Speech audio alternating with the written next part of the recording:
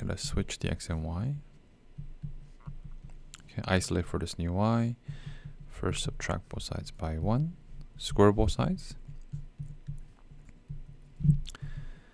And y is equal to x minus 1 squared plus 2. So the inverse is x minus 1 squared plus 2. But you actually have to restrict the domain because this is greater than or equal to 1.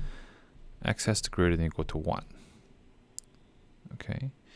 Whether you restrict it or not, this is a function.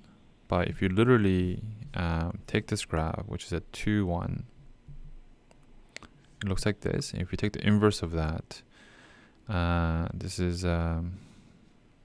2, 1, right? So at 1, 2, we're going to get a parabola that's only half of the parabola, not full. Half the parabola is described like this.